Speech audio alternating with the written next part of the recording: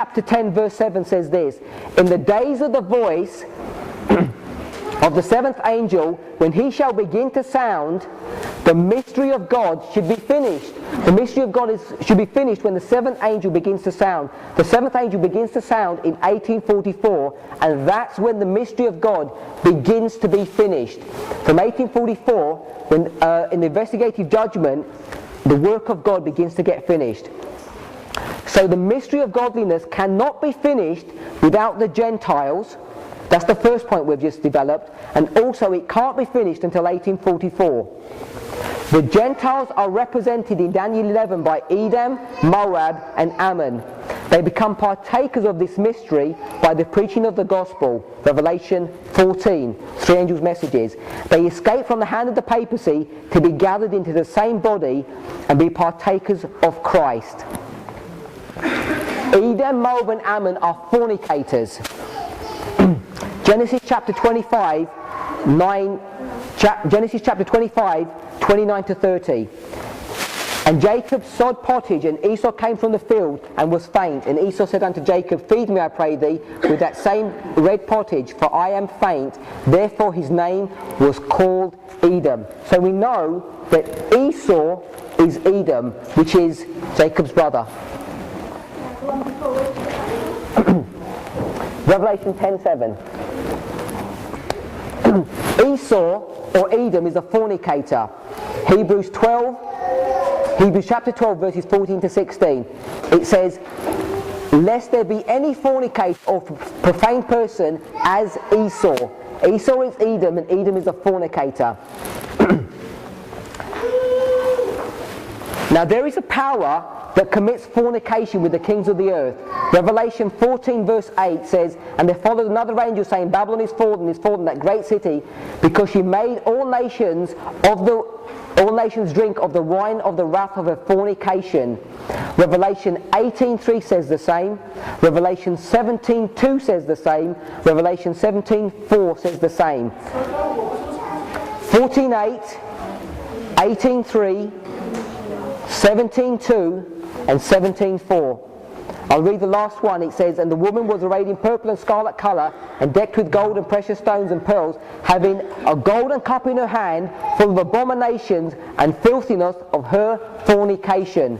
So if you're a fornicator, you're part of this power. Revelation 18:9, the kings of the earth committed fornication and lived deliciously with her. So in summary, Esau and is Edom, and he's a fornicator. The papacy, the beast, is a fornicator. Therefore Edom is Babylon. Edom is Babylon. Let's look at Genesis 19, 30 to 37. Genesis 19, 30 to 37. And Lot went out of Zoar and dwelt in the mountain, and his two daughters with him, for he feared to dwell in Zoar. The firstborn said unto his younger, our father is old, and there is no man in the earth to come unto us after the manner of all the earth. Come, let us make our father drink wine, and we will lie with him, and we may preserve seed of our father. The firstborn bare a son, and called his name Moab. The same is the father of the Moabites. The younger, she also bare a son, and the same is the father of the children of Ammon. So we've just read that Edom was a fornicator. Genesis chapter 19 verses 30 to 38. Genesis 19, 30 to 38. I'll try to slow down. Genesis 19, 30 to 37. We've just found that Esau is Edom and he's a fornicator. We've also seen that Moab and Ammon are the product of fornication, because their mothers basically had incest with their father. So Edom, Moab and Ammon are all products of fornication. When you look back at the story of Lot, how did they commit fornication? They had to make their father drunk with wine. So there are two components of Babylon, wine and fornication. We just read that. So you see wine and fornication all connected with Edom, Moab and Ammon. So Edom, Moab and Ammon are all in spiritual Babylon. Not only that, but Edom, Moab and Ammon in the later generations persecute and mock God's people and are continually warring against them. They're a continual thorn in the side of Israel. Let's go to Zephaniah chapter 2, 8 and 10. Zephaniah chapter 2, 8 and 10. And the background of this story in Zephaniah 2 is actually, the setting of that is in our day. I have heard the reproach of Moab and the revilings of the children of Ammon, whereby they have reproached my people and magnified themselves against Israel's border. Therefore, as I live, saith the Lord of hosts, the God of Israel, surely Moab shall be as Sodom, and the children of Ammon as Gomorrah, even the breeding of nettles and salt pits, and the perpetual desolation. The residue of my people shall spoil them. Remember, we saw that before. The residue of my people shall spoil them, and the remnant of my people shall possess them.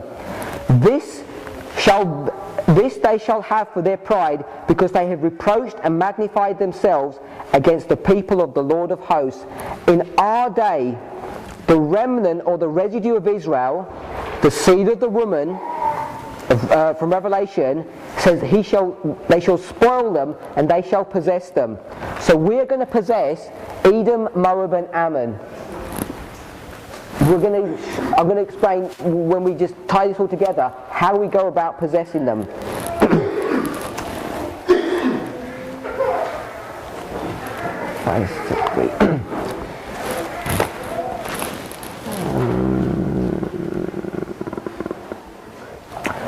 Amos chapter 9 verses 8 to 12. Amos chapter 9 verse 8 to 12. I'm just going to read a portion of that. It says, that they may possess, talking about God's people, that they may possess the remnant of Edom and of all the heathen which are called by my name. There's an important point here. God's people are going to possess the remnant of Edom which are called by my name.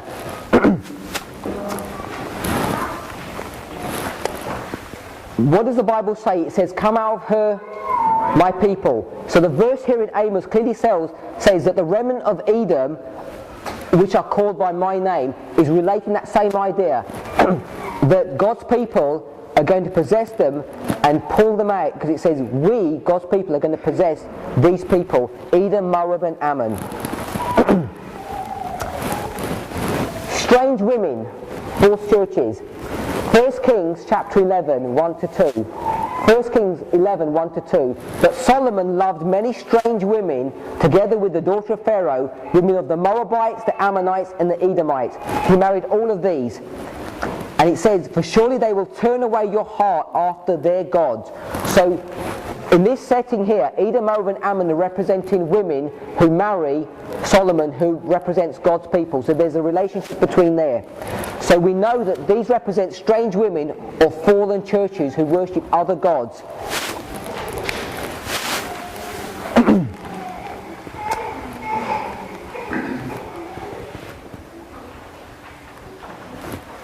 We know that at the end of the world, Babylon comes in three parts. It says the city was divided into three. Revelation 16:13 says, I saw a dragon, a beast and a false prophet. Revelation 16:13 gives you those three entities. Revelation 16:9 says the great city was divided into three parts. How many parts escape in Daniel 11:41? 3 parts. Edom, Moab and Ammon. From whom they escape? They escape out of his hand, it says. They escape out of his hand, which is the hand of the king of the north or the papacy. So where did they escape to? Where did they escape to? Revelation 18:4. I heard another voice from heaven saying, come out of her, or come out of Babylon, my people. Why did they escape from Babylon? It's to escape the wine of the wrath of God. Revelation 18:4. And it says, come out of her, my people, that ye be not partakers of her sins, and that ye receive not of her plagues. Revelation, I'll skip that one. What is the wrath of God that's going to be poured out? So when it says they're going to escape from the wrath of God, what is the wrath of God that's going to be poured out? It's the 7 last plagues. Revelation 15:1, Revelation 16:1 talks about the pouring out of the vials which is filled with the wrath of God. So if they escape the 7 last plagues, that means that they're not going to receive the mark of the beast. Because in order to receive the 7 plagues, you must have had first received the mark of the beast.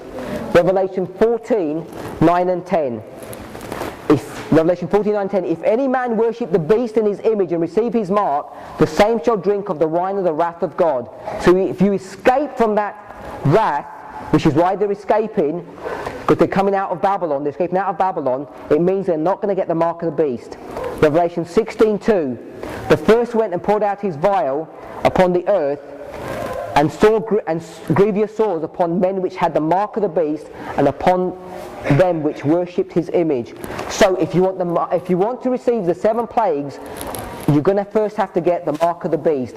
If you escape from the hand of the papacy, you're not going to receive the mark of the beast, and that's why they're escaping out, because they don't want to get the plagues.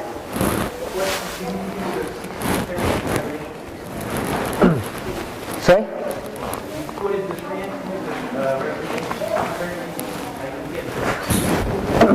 You had the dragon, the beast, and the false prophet. Those 3 entities. The dragon represents spiritualism, the beast represents the papacy, and the false prophet represents Protestantism. No, what I'm saying is this, that there are 3 entities at the end of the world which form Babylon. This is part of Babylon, and you see 3 entities here. So you always see this number 3. Revelation, let me skip a bit. Where's the hand of God's people?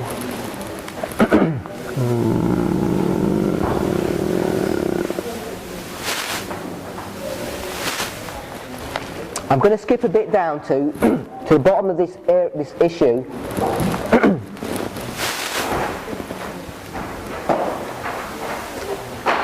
Let's go back to Genesis chapter 19, verse 15 to 17. Genesis 19, 15 to 17. This is the story of Lot. There are 2 angels that take Lot, his wife, and his children out of Sodom. Okay? There are 2 angels that do that. And when the morning arose, then the angels hastened Lot, saying, Arise, take thy wife and thy 2 daughters which are here, lest thou should be consumed in the iniquity of the city. And while he lingered, the men laid hold upon his hand, on the man, and upon the hand of his wife, and upon the hand of his daughters. What I've actually skipped is, when they escape out of the hand of the papacy, I skipped through some verses which show you that God's people are going to take their hands and grab hold of these people who come out. We did allude to that in some of the verses before, but there are a number of verses in Scripture that show you that God's people are going to grab by their hands those people who come out. But it's very neatly done in this little story. So let's look at this story. They're coming out of Sodom. Okay, there's a man, Genesis 19, 15 to 17. There's a woman and there's daughters. Okay? There are 2 angels. At the end of the world there are 2 angels. There's a 3rd angel, and the 3rd angel cannot do the work itself. It has a 4th angel to join it. And the 4th angel adds power to the 3rd angel's message. Revelation 18. Yes? There are 2 angels at the end of the world. There are 2 angels in the story of Genesis 19. And the angels, by the way, at the end of the world, who are these angels representing? They're representing God's people in union with the work of Jesus and the ministration of the angels. So these 2 angels, they do what? They grab a hold of the man. They hold the hand of the man they hold the hand of the woman and the hand of the daughters, and look what it does. It says, the Lord be merciful unto them, and they brought him forth and set him without the city. He said, come out of the city, outside of Babylon, and it came to pass, where did they go? If you know the story. Yeah. It says, and it came to pass when they had brought them forth abroad, he said, escape for thy life, look not behind thee, neither stay thou in the plain, escape to the mountain. We already read what the glory